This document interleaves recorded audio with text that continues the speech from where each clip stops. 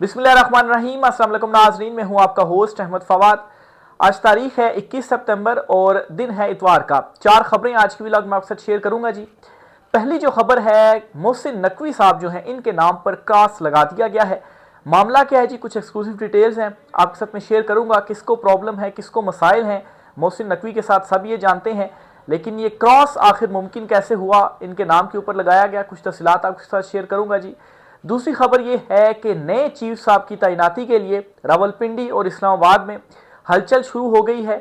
और फैसले भी किए जा रहे हैं कि नए चीफ साहब कौन होंगे और जो पुराने चीफ साहब हैं उनको क्या नया ओहदा दिया जाएगा। इस पर भी कुछ एक्सक्लूसिव डिटेल्स हैं, वो भी आपके साथ में शेयर करूंगा जी। तीसरी खबर यह है कि नून लीग के अंदर से नून लीग की अपनी ही हुकूमत के खिलाफ जो चार्जशीट है वो लगाई जा रही है और ये कहा जा रहा है कि मौजूदा जो नून लीग है ना जी, जो इसकी हालत हो गई है या जो इसकी हालत इमरान खान साहब ने कर दी है, तो हम जो हैं वो हमारी जो सियासत है वो ख़त्म हो गई है और वाकई इमरान खान का मुकाबला नहीं है। इसमें कुछ तफसीलात हैं और आखिर में आपको बताऊंगा जी कि जो सऊदीया वाला मामला है इस पर जो पीपल्स पार्टी है उसने गिले शिकवे शुरू कर दिए हैं। ये गिले शिकवे क्या हैं और वाकई अचानक से तो ये मुआहदा हुआ, लेकिन पीपल्स पार्टी को भी इससे अवेयर नहीं रखा गया। ये भी बड़ी एक शॉकिंग न्यूज़ है, इस पर भी कुछ तफसीलात हैं, वो भी आज की वीडियो में आपके साथ शेयर करूंगा। सबसे पहले तो जी एक बड़ी खबर है आपको देता चलूँ, तोशाखाना 2 केस जो है वो कल अडियाला जेल समात के लिए मुकर्रर हो चुका है। कल मंडे है, कल 22 सितंबर की तारीख है और कल तोशाखाना 2 इमरान खान साहब और बुशम्बी साहिबा के अगेंस्ट समात के लिए जो है वो मुकर्रर कर लिया गया है। और जिस स्टेज पर इस वक्त केस पहुंच गया है, हार्डली 2 से 3 समातों के अंदर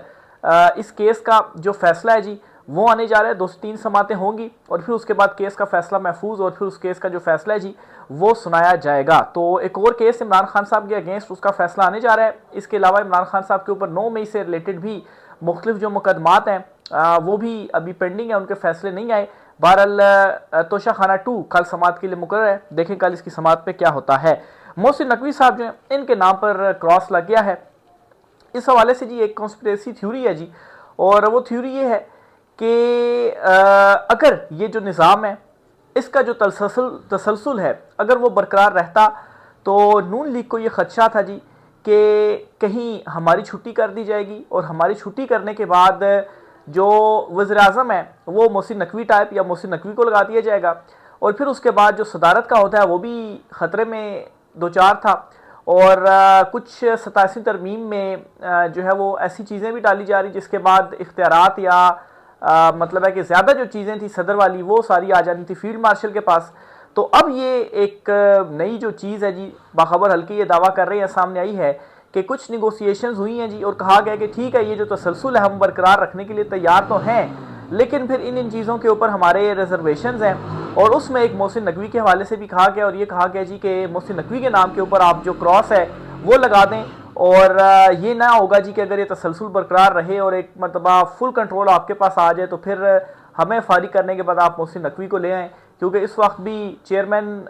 पीसीबी बने हुए हैं मोहसिन नकवी और वज़ीर दाखिला भी बने हुए हैं मोहसिन नकवी। तो आखिर ऐसा उनमें क्या है जो उनको ये 2 बड़े जो ओहदे हैं वो दिए गए हैं, तो ये चीज़ जो है वो फिर नहीं होगी। तो इसके ऊपर कोई जो सेटलमेंट है जी वो हुई है। तो मोहसिन नकवी साहब जो हैं इनका अगर कहीं पर ये था भी कि ये इनको जो वज़ीर-ए-आज़म है शायद वो बना दिया जाए, इस चुनतखब का खात्मा किया जाए, तो वो फ़िलहाल तो नहीं है। लेकिन खैर जिस तरीके से हिस्ट्री भी रही है हमारी चीज़ों को अगर देखा जाए तो ऐसा भी हो सकता है कि अभी तो चीज़ें तय कर ली गई हैं, लेकिन बाद में जब कंट्रोल फुल हाथों में आ जाए तो फिर इन मुंतखब जो हैं इनको किसने जो है वो पूछना है, ये तो खुद ही फॉर्म 47 के ऊपर मुसल्लत जो है वो किए गए हैं। दूसरी खबर जी,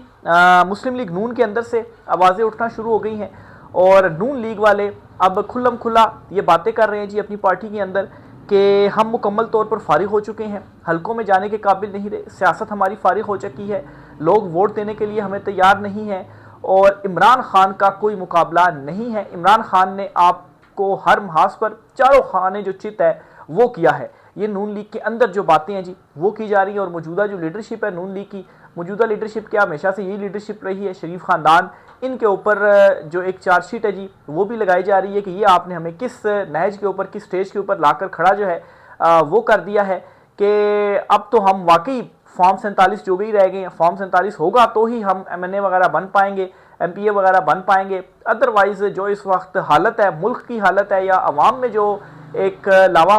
फट रहा है जी, तो हम अवाम में जाने के काबिल तो नहीं रहे। समझाया बुझाया भी जा रहा है कि इस सिलसिले को आगे ना जो है वो चलाया जाए, लेकिन मसला ये है कि अगर इमरान खान साहब बाहर आ जाते हैं तो फिर उसके बाद अवाम तो है ही है आपके अगेंस्ट। इसके अलावा भी अगर आपके पास ताकत भी नहीं होगी, इक़्तिदार भी नहीं होगी, तो आप जो है वो बचेंगे भी नहीं, आप सारे जो है वो फिर जेलों में होंगे। तो बहरहाल जी एटलीस्ट नून लीग के अंदर से ये जो बातें हैं जी वो अब उठना शुरू हो गई हैं। नए चीफ इलेक्शन कमिश्नर जो हैं उनकी तैनाती के हवाले से भी खबरें आ रही हैं, और अब खबर ये है कि 2 ओहदे हैं, एक चेयरमैन नैब का और एक है जी चीफ इलेक्शन कमिश्नर का। इन दोनों में तब्दीली करनी है, और खबर हल्कों का ये दावा है जी कि चीफ इलेक्शन कमिश्नर जो है उनको यहाँ से हटा के चेयरमैन नैब लगा दिया जाए और चीफ इलेक्शन कमिश्नर के ओहदे पर कोई नया जो बंदा है जी वो लाकर बिठाया जाए। लेकिन इससे मसला ये आ रहा है जी कि चीफ इलेक्शन कमिश्नर की तैनाती के लिए अपोजिशन लीडर और जो वज़ीर-ए-आज़म है ये दोनों मिलकर फैसला करते हैं, और फिर उसके बाद ही नए चीफ इलेक्शन कमिश्नर की तैनाती होती है। लेकिन इस वक्त तो कोई अपोजिशन लीडर है ही नहीं। उमर यूब साहब कौमी असम्बली में अपोजिशन लीडर थे, उन्हें आपने नाअहल किया हुआ और अदालत से वो स्टे भी आया हुआ है। तो अब मसला ये पड़ा हुआ है कि अपोजिशन लीडर भी नहीं है, तो कैसे जो चीफ इलेक्शन कमिश्नर है उनकी जो तैनाती है वो की जाए। बहरहाल इस पर एक ये भी कोशिश की गई जी कि पीपल्स पार्टी जो कि हुकूमत का ही हिस्सा है, वो मानते नहीं है, अलहदा बात है, लेकिन हर कानून साजी में, वज़ीर-ए-आज़म बनाने में, सारी चीज़ों में वोट जो है वो ज़रूर देते हैं। तो बहरहाल जी बिलावल जरदारी जो है उनको अगर अपोजिशन लीडर बना दिया जाए तो फिर इससे ये होगा जी कि दोनों जो नूरा कुश्ती कर रहे हैं वो मतलब है नूरा दोस्ती में मतलब है कि अवाम के सामने भी आ जाएगी, और फिर अपोजिशन क्या और हुकूमत क्या, फिर दोनों ही वन पेज ही होगा, और फिर उसके बाद जिसको मर्जी चीफ इलेक्शन कमिश्नर जो है वो तैनात किया जाए। नून लीग के जो कैप्टन सफदर हैं जी वो भी ये बात कर चुके हैं कि चीफ इलेक्शन कमिश्नर को अपने अहदे से हटाया जाए और इनके ऊपर इलेक्शन धांधली से मुतल्लिक जो मुकदमा है वो PTI वाले हमारे साथ मिलकर चलाएं। तो बहरहाल जी उनकी तब्दीली के हवाले से एक इशारा कैप्टन सफदर जो है उनकी जानिब से भी दिया गया है, और अब ये जो खबर है जी वो आ रही है। बहरहाल देखें इस हवाले से मजीद जो है वो क्या डेवलपमेंट्स होती हैं, कब उनको हटाया जो है वो जाता है और नए किसी को लाया जाता है। चौथी खबर जी, पीपल्स पार्टी जो है जो सऊदीया और पाकिस्तान के दरमियान ये डिफेंस मुआहदा हुआ है, जिसके तहत ये कहा गया जी कि सऊदीया पाकिस्तान को और पाकिस्तान जो है वो सऊदीया, इन दोनों में से किसी के ऊपर भी अटैक हुआ तो दोनों कंट्रीज़ के ऊपर अटैक जो है वो समझा जाएगा। इस हवाले से पीपल्स पार्टी ने एक बड़ी इंपॉर्टेंट स्टेटमेंट दे दी है। नदीम अफजल चंद साहब हैं जी, उन्होंने कहा है जी कि इस मुआहदे से पीपल्स पार्टी को अवेयर नहीं रखा गया, यानी कि हमें मालूम ही नहीं है कि ये जो मुआहदा है जी वो हुआ है। यानी कि फील्ड मार्शल साहब या शहबाज शरीफ साहब जो हैं उन दोनों की मालूम है, और उन दोनों ने ही ये जो मुआहदा है वो किया है, और वाकई बड़े अचानक से ये जो मुआहदा है वो सामने आया है कि मतलब एक ये होता है ना कि पहले ग्राउंड्स तैयार किए जाते हैं, डिस्कशंस की जाती हैं, मीडिया में चीज़ें आती हैं कि ये चीज़ें होने जा रही हैं, लेकिन मीडिया में इतनी चीज़ आई है जी कि मुआहदा हो गया, यानी कि मुआहदा करने के बाद जो है वो पता चला है जी कि ये जो मुआहदा है वो हो गया। तो पीपल्स पार्टी ये कहती है कि हमें इस मुआहदे के हवाले से मालूम ही नहीं है, अपनी रिजर्वेशन भी शो की भी, हमें तो पता होना चाहिए था कि हम इस हुकूमत का, चूँकि हम जो है वो हिस्सा हैं, हमारी जो है वो जमात है, लेकिन खैर पीपल्स पार्टी की भी समझ नहीं आती। कभी वो कहते हैं जी कि हम इस हुकूमत का हिस्सा नहीं है, इनके जो भी इकदाम हैं उनसे हमारा कोई वास्ता नहीं है, सारा मलबा उनके ऊपर डालने की कोशिश करती है, और कभी ये गिले करती है जी कि इतनी इंपॉर्टेंट मुआहदे हुए हैं और इन मुआहदों के ऊपर हमें जो है वो कुछ मालूम ही नहीं है। तो मामला सिर्फ इतना सही है कि पीपल्स पार्टी जितनी आपको वैल्यू देनी थी आपको उसी वैल्यू के अंदर जो है वो रखा गया है। तो इसलिए आप ये ना समझें कि आपको जो है वो कोई भी इंपॉर्टेंट मुआहदा होगा तो आपको उसमें जो है मतलब शामिल तो चने छोड़े, बताना भी जो है वो गवारा नहीं किया जाएगा। और ऐसा ही होता है जब आप फॉर्म 47 के ऊपर आते हैं, जब आप चुनतखब होकर आते हैं, लेकिन जब आप अवामी वोटों से आते हैं ना तो फिर ऐसा नहीं होता। तो ये जी पीपल्स पार्टी की जानिब से जो गिले शिकवे हैं वो सामने आ रहे हैं। बहरहाल जो मुआहदा हुआ है इस मुआहदे के हवाले से भी ये कहा जा रहा है जी कि बुनियादी तौर पर जब इसराइल ने जो कतर के ऊपर अटैक किया था तो सऊदीया को जो है वो थोड़ा सा इस तरीके से महसूस हुआ जी कि कहीं उनके ऊपर भी इसराइल जो है वो इस तरह का जो अटैक है वो ना कर दे। और चूँकि इस वक्त मतलब है कि ख़ित्ते में या अरब कंट्रीज़ में अगर जो है वो कोई मतलब चौधरी ख़ुद को समझ रहा है तो वो जो है वो सऊदीया है, और उनकी ज़ाहिर सी बात है एक वो होती है जी कि अगर खिते का जो चौधरी है उसके ऊपर इस तरह से अटैक हो जाए तो फिर जो उसकी इज़्ज़त है वो क्या रहेगी, या उसका रोब या दबदबा जो है वो क्या रहेगा। तो इसलिए जी बड़ा फटाफट ये जो मुआहदा है वो किया गया है, और ये इसराइल को बेसिकली बैक करने के लिए किया गया कि अगर इस तरह का आप कुछ सोच रहे हैं तो ये देखें हमने मुआहदा कर लिया है और पाकिस्तान जो है वो एटमी क़ुव्वत है। और ज़ाहिर सी बात है इस मुआहदे के बाद बहुत सारी कंट्रीज़ को एक खामोश पैगाम खुद ब खुद ही ये गया होगा जी कि सऊदीया जो है वो पाकिस्तान दोनों अब